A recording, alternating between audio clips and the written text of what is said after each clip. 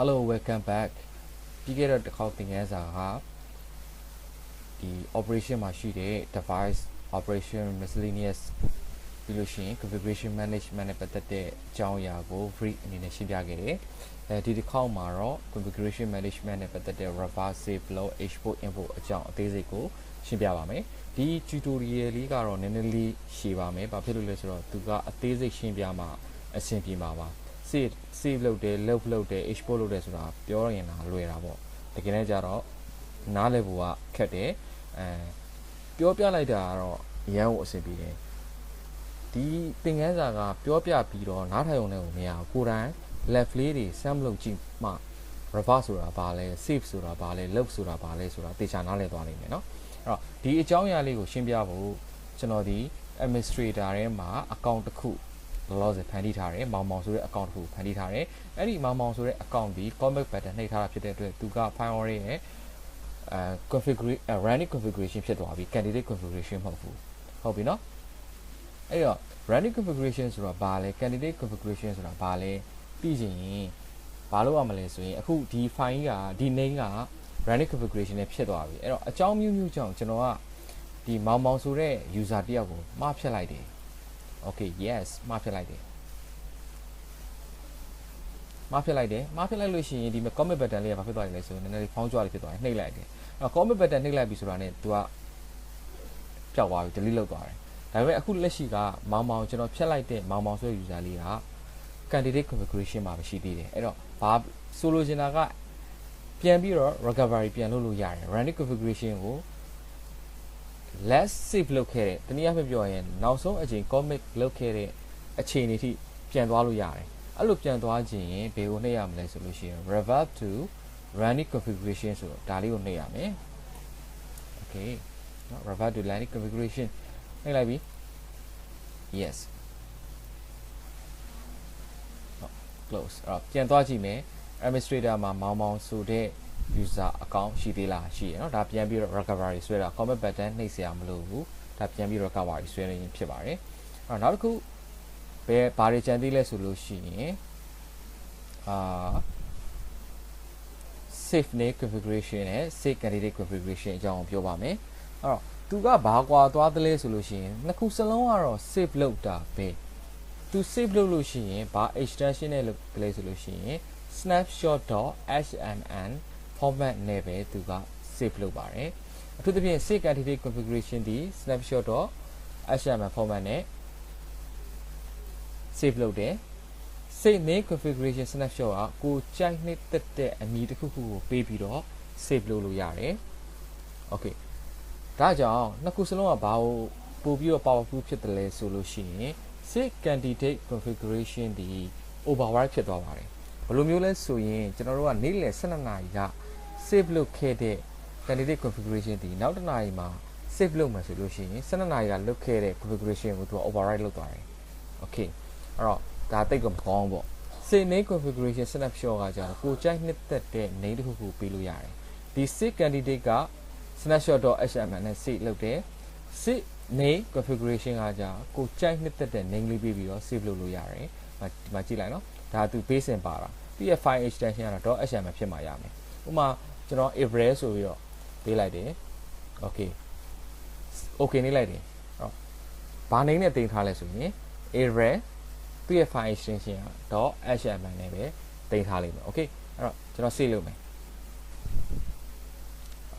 ဒီအပေါ်ဆုံး3ခုဒီအရင်သင်ခန်းစာတော့ရှင်းခဲ့တယ်ဒီအပေါ်3ခုဒီဘယ်မှာပဲတင်ထားလဲဆိုရင် file ထဲမှာတင်ထားတယ်အောက်က2ခုဒီ external မှာသွားတင်တယ်ဒါလေးတော့သိဖို့လိုပါတယ် okay အဲ့တော့ကျွန်တော်တင်လိုက်ပြီခုလက်ရှိ file ထဲမှာတကယ် running configuration ကဘာပဲရှိသလားလဲဆိုရင် administrator ထဲမှာမောင်ဆိုတဲ့ user တယောက်ပဲရှိသေးတယ် okay နောက်တစ်ခုကျွန်တော်ကဘာလုပ်မလဲဆိုလို့ရှိရင်နောက် user တယောက်ဖန်တီးလိုက်မယ်အောင်ပေါ့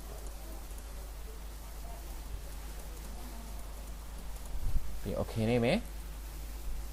နည်းနည်းတော့ရှုပ်မယ်နော်ကိုယ်တိုင် left လေးတွေစမ်းကြည့်မှနားလည်နေမယ်ထက်ကကျွန်တော်ရှင်းပြတာပါ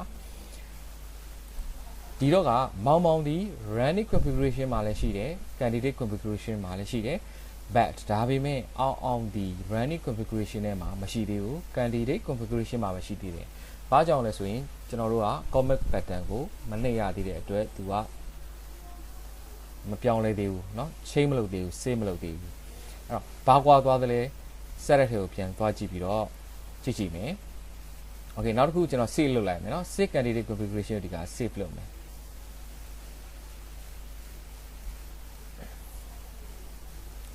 အဲ့တော့ကြာမယ်เนาะသူက loading လုပ် okay save လုပ်မယ်သူကတော့ snapshot.html နဲ့ပဲ save တိတ်လိုက်မယ် yes နောက်တစ်ခါထပ် save လုပ်လို့ရှိရင်အခုအချိန်မှာ save လုပ်ထားတာနဲ့နောက်ဆုံးတစ်ချိန် save လုပ်တာသူက overwrite ဖြစ်သွားမယ်ဒါပဲ okay set candidate configuration please wait okay เนาะဒီမှာ snapshot.html okay ဘာကွာသားလဲဆိုရင်ကျွန်တော်တို့တစ်ချက်ကြည့်မယ်သူကဒီ reverb နဲ့ save ကထပ်တူသွားကြတယ်ဘယ်လိုထပ်တူသွားကြတယ်လဲဆိုရင်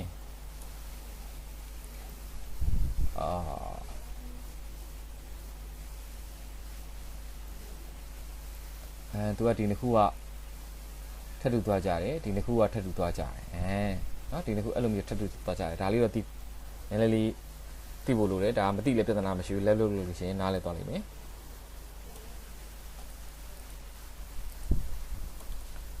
โอเคအဲ့တော့ခုနကတော့ administrator တွေကိုပဲပြန်သွားမယ်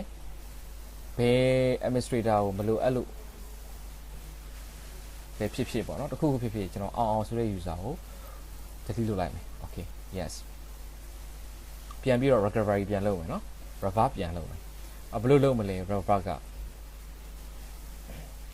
ဒီမှာဆိုရင် save name configuration snapshot လေးလုပ်ထားတယ် save လုပ်ထားတယ် average ဆိုတဲ့ name လေးနဲ့ save လုပ်ထားတယ် save candidate configuration လည်း save လုပ်ထားတယ် save candidate က commit မနှိပ်ရသေးတဲ့ configuration လုပ်ထားတဲ့အရာတွေကိုလည်းသူက save လုပ်တာခုနကတော့အောင်ဆိုတဲ့ user လေးလည်းပါတယ်အဲ့ဒါလေးကိုလည်းပါခြင်းကျွန်တော်တို့ကဘယ်ဟာကိုသွားပြီးတော့ revert လုပ်ရမလဲဆိုရင် running config ကိုသွားလို့မရဘူး revert to let's say configuration ကိုပဲသွားလုပ်ရမယ်အဲ့တော့ revert to let's say configuration တော့နှိပ်ကြည့်မယ် okay ပြီးသွားပြီခဏလေးစောင့်မယ် right ပြန်ပြီးတော့ administrator ကိုသွားကြည့်မယ်အောင်ဆိုတဲ့ username လေးကပြန်ရောက်သွားလိမ့်မယ် okay အောင်ပြန်ဖြတ်ကြည့်မယ်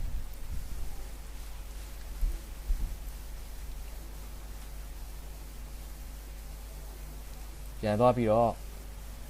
revert to let's say move နဲ့ revert to running configuration ကိုသွားပြီးတော့ recovery ပြန်လုပ်ကြည့်မယ် revert ပြန်လုပ်ကြည့်မယ်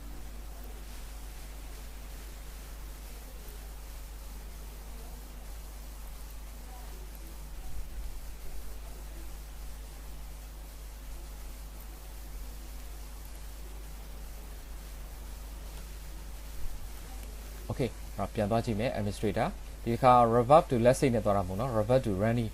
ဘာကွာသွားသလဲ candidate နဲ့ running နဲ့ဘာကွာသွားသလဲတော့ဆိုတော့က running လို့ပြောတာဖြစ်တဲ့အတွက် commit နောက်ဆုံးအချိန် commit လောက်ထားတဲ့အခြေအနေထိကိုပဲသူက revert လုပ်တာ candidate တွေပါမသွားဘူး okay candidate တွေပါခြင်းဘာကိုသုံးမှရမှာလဲဆိုရင်ကျွန်တော်တို့ကဒီမှာ save candidate configuration လို့ပြောတာဖြစ်တဲ့အတွက် revert to let's say configuration ကိုသွားမှာပဲ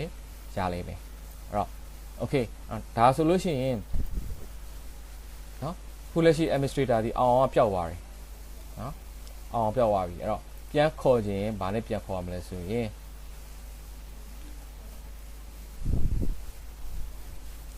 revert to let's say configuration နဲ့ပဲပြန်ခေါ်မှပဲရလိမ့်မယ် okay နော် okay အဲ့တော့ကျွန်တော်နောက်တစ်ခါထပ်ပြီးတော့ဘာလုပ်မလဲဆိုလို့ရှိရင်ဒီမောင်ဆိုတဲ့အကောင့်ကြီးကိုလည်းပဲဖြတ်လိုက်မယ်ဖြတ်လိုက်မယ် delete လုပ်လိုက်မယ်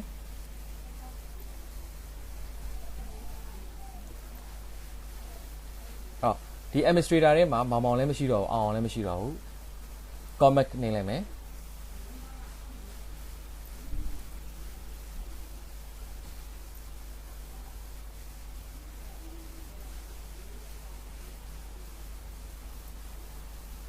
โอเคနည်းနည်းလေးတော့စောင့်ရမယ်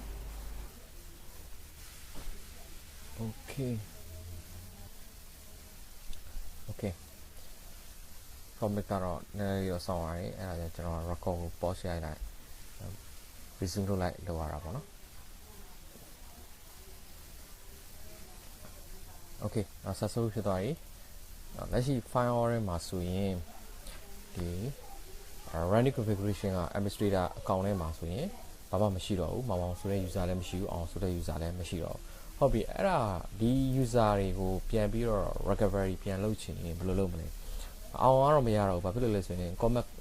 အောင်ဆိုတဲ့ user ကို create လုပ်ပြီးတော့ commit ကိုမချင်းလိုက်ရဘူးမချင်းလိုက်ရတဲ့အတွက်အောင်ဒီ candidate configuration မှာပဲရှိနေတယ်ကျွန်တော်တို့အဓိက recovery ပြန်ဆွဲရမှာကမောင်ပေါ့နော်မောင် okay အဲ့ဒါကိုမောင်ဆိုတဲ့ user ကို recovery ပြန်ဆွဲချင်ရင်သိကြတယ်ဒီအပေါ်မှာရှိတဲ့ revert running configuration ရော okay revert to classic configuration ကိုတွားပြီးတော့ recovery ပြန်လုပ်လို့မရအောင် revert လုပ်လို့မရအောင်အဲ့တော့ကျွန်တော်တို့ဒီ recovery လုပ်ချင်ရင်ဘာလုပ်ရမလဲဆိုရင် log name configuration snapshot သို့မဟုတ် log configuration version နဲ့ပဲ recovery ပြန်ယူရတော့မယ်အဲ့ log configuration version ကတော့ तू ကအသုံးတာနေတယ်ဘယ်လိုမျိုးလဲဆိုရင် तू ကဒီသူ့ရဲ့အချိန်အလိုက်ပေါ့နော် version နံပါတ်လေးတွေသူ့ရဲ့အချိန်အလိုက် तू က generate လုပ်ပေးတာပေါ့နော်ဒီမှာခဏစောင့်ကြည့်မယ်နော် load တွေလုပ်နေတယ်ဘယ်နာရီမှာဘယ် configuration ပြုလုပ်သွားသလဲဆိုတာကျွန်တော်တို့အတိအကျမသိအောင်မသိရတဲ့အတွက် load version configuration ကိုသုံးတာနေဒီမှာကြည့်တင်းနဲ့သုံးလို့သူ၄ကစိတ်ထားတယ်ဘယ်နာရီရစိတ်တယ်ဘယ်နာရီရလုပ်တယ်ပေါ့နော်ဒါကသုံးတာနေတယ်နောက်တစ်ခုက load name configuration snapshot ဒီ load name configuration snapshot ကဘယ်ကလှမ်းယူတာလဲဆိုရင် save name configuration snapshot ကနေလှမ်းယူတာကျွန်တော်တို့နော် save name configuration မှာဘာနဲ့ဘယ်နာမည်နဲ့ save ခဲ့တာလဲဆိုရင် April ဆိုတဲ့နာမည်လေးနဲ့ save ခဲ့တာ okay အဲ့ဒီ name လေးကိုပြန်လူချင်တယ်ဆိုရင် load name configuration snapshot ကသွားပြီးတော့ကိုဘာ name နဲ့ save ခဲ့တာလဲလိုက်ရှာကြည့်ဒီမှာနော်ရှိတဲ့ name လေးပေါ့နော်ဒီ load name configuration ဒီ load name configuration ကိုယူလိုက်မယ်ဆိုလို့ရှိရင်ဘာတွေပြောင်းလဲသွားမလဲဆိုလို့ရှိရင်သူကကိုလက်ရှိ run နေတဲ့ဒီ firewall run နေတဲ့ running configuration တွေ override ဖြစ်သွားမယ်ဒါကိုသိဖို့လိုတယ်အခု override ဖြစ်သွားမယ်ဆိုတာကဟိုမှာကျွန်တော်တို့ဒီ administrator ဆိုတဲ့ user account ထဲမှာတခြား user name တွေရှိတယ်ဆိုလို့ရှိရင်အဲ့ဒီ user name တွေအကုန်လုံး override ဖြစ်သွားလိမ့်မယ်ဒီလိုမျိုးဆိုလိုတာเนาะအဲ့ override ဖြစ်မယ်နောက်တစ်ခုကကြတော့ဒီကိုသုံးတဲ့ default snapshot အစားကို save လုပ်လိုက်တဲ့ snapshot configuration file ကိုပဲသူက import ပေးလိမ့်မယ်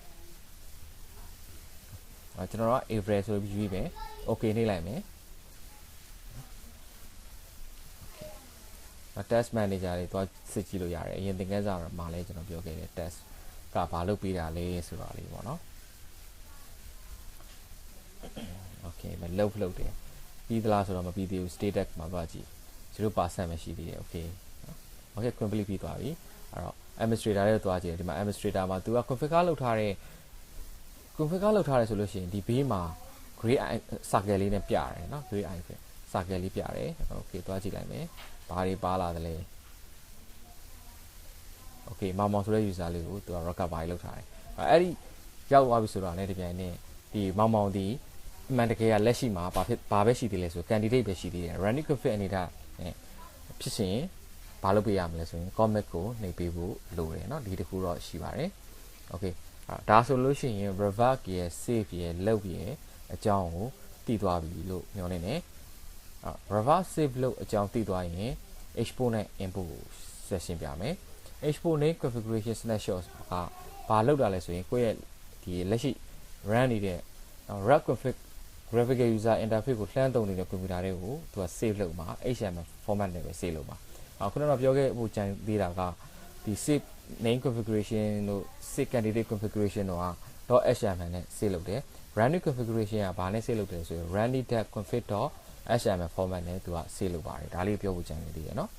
export name configuration snapshot သူကလည်းဘာလဲဆိုတော့ကိုကြိုက်နှစ်သက်တဲ့ name တစ်ခုခုနဲ့ save လုပ်လို့ရတယ် okay April ဆိုတာလေးရေးလိုက်မယ်เนาะအဲ့ဒါကဘယ်မှာသိမ်းတာလဲဆိုလို့ရှိရင်ဒီ file ထဲမှာသိမ်းတာမဟုတ်ဘူးကိုယ့်ရဲ့ဒီ HTML နဲ့အနေနဲ့မှာသူကသိမ်းတာ okay ဒီမှာသိမ်းတာသူ run ရပါတယ် candidate configuration တွေလည်းပါမယ်နောက်တစ်ခု export configuration version ကသူ သူကလည်းသူက version number အနေနဲ့သူက save လုပ်တာဘယ် version ကိုသိချင်တာလဲခုနကလောက်မှာပါတယ်နော်၄ခုအဲ့ထက်ကကိုကျန်းတဲ့နောက်ဆုံးလုပ်ခဲ့တဲ့ဒီ configuration က command ပေါ့နော်4ဆိုရင်4နဲ့ရွေးပြီးတော့ okay နေလိုက်ရင်သူကလည်း extra နဲ့မှာ save လုပ်တာဒါပေမဲ့ထုံးစံတဲ့ version ကိုကျွန်တော်တို့မသုံးဘူးဘာမှမသိလို့နော် export device state ကကြတော့ running configuration ကိုပဲသူက save လုပ်တာဘယ်မှာသိမ်းတာလဲဆိုရင် extra နဲ့မှာပဲသိမ်းတာခဏလေးနော်ဒီမှာလုံးနေဒီမှာ save လုပ်တာအဲ့တော့ export name configuration ရော export device ရောသူ့ရဲ့ format ကsave လုပ်တာပေါ့နော်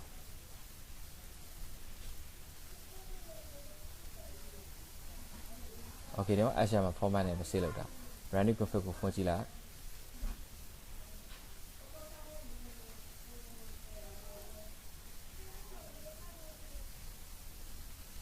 โอเคဒီမှာမပြအောင်ရတယ်ဒါကျွန်တော် Visual Studio ကိုကြီးဖြစ်နေလို့နော်ကိုရဲ့ Firefox တို့ Chrome တို့နဲ့ဖွင့်ကြည့်လို့ရှိရင် HTML format နဲ့ပြလိုက်မယ်โอเคဒါ export ဒီ file ကို export လုပ်ပြီးသွားပြီ local ထဲရောက်သွားပြီဆိုရင် import ကဘာလုပ်တယ်လဲဆိုရင်ခုနကတော့ save ခဲ့တဲ့ file ကိုဒီ file တွေကိုလာပြီးတော့ import လုပ်ရှင်ဒီဟာကိုသုံးရတာအဲ့တော့ export name ဆိုလို့ရှိရင် import name configuration export device ဆိုရင် import device state ဘယ်နေရာမှာသိမ်းထားလဲ browser မှာကိုကြိုက်တဲ့ browser ကိုရွေးပြီးတော့ကျွန်တော်က okay နှိပ်လိုက်ရင်ရပြီခုနကတော့ file လေးကိုနှိပ်ပြီးတော့ okay လုပ်လိုက်ဒါဆိုလို့ရှိရင် running configuration တွေဒီထဲမှာရောက်လာပြီโอเคเนาะအဲ့တော့ဒီဟာက export နဲ့ import ကဘယ်နေရာမှာသုံးရတယ်လဲဆိုရင် file တွေupgrade လုပ်တဲ့အခါမျိုးတို့ဆိုရင်ဒီ export import ကိုသုံးတယ်အများဆုံးကတော့ဒီ load name configuration တို့ save တို့ကကြတော့ဒီ file ထဲမှာပဲရှိနေတယ်တကယ်လို့များ file hard disk ပြတ်သွားရင်သူလည်းအကုန်ပြတ်သွားပြီအဲ့တော့စိတ်ချရအောင် export တို့ import တို့လည်းတင်ချတယ်โอเคဒါဆိုရင်ဒီ operation အောက်မှာရှိတဲ့ configuration management နဲ့သက်ဆိုင်တဲ့ save တို့ load တို့ reverb တို့အကြောင်းကိုနားလည်သွားမယ်လို့ထင်ပါတယ်ဒီအတိုင်းကြည့်ပြီးအောင်လည်းတော့တိတ်ပြီးအဆင်ပြေမှာမဟုတ်ဘူးကိုပိုင်း lab တွေလုပ်ပြီးတော့ reverse save လုပ်တွေစမ်းကြည့်မှာပဲပို့ပြီးတော့နားလည်သဘောပေါက်မယ်လို့ကျွန်တော်ထင်ပါတယ်โอเคနောက်ထပ်သင်ခန်းစာကတော့ဘာသင်မလဲဆိုလို့ရှိရင်ကြံသေးတဲ့ဒီ user create လုပ်တာတွေ administrator create လုပ်တာတွေအကြောင်းကိုဆက်ပြီးတော့ရှင်းပါမယ်